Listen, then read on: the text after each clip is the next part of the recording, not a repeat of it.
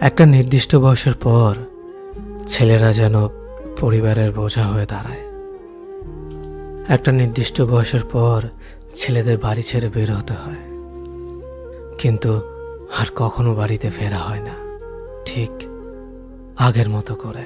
School ছুটি হলে যেমনটা বাড়ি ফিরে আসতো।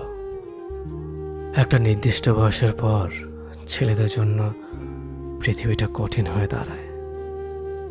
কেউ পাশে থাকে না তখন। পরিবার সে তো আগেই জানিয়ে দেয়, এখন নিজের পথ নিজে মাপো।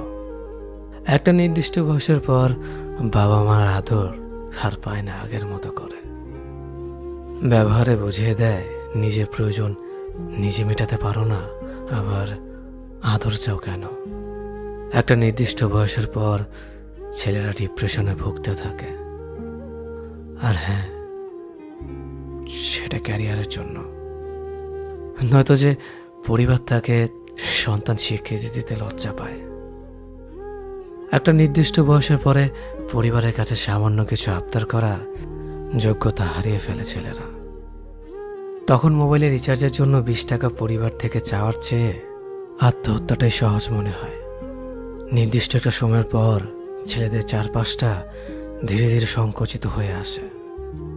এই সময়টাতে একটা ছেলে কতটা কষ্টে থাকে সেটা কেউ জানতে পারে না।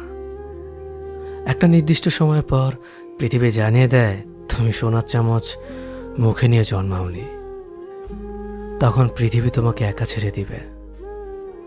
হয়তো জীবনের সাথে সংগ্রাম করে তুমি হয়ে উঠবে গল্পের নায়ক, নয়তোবা তুমি হারিয়ে যাবে ওই পথচারীর মতো যার গন্তব্যের কোনো সন্ধান পায়নি।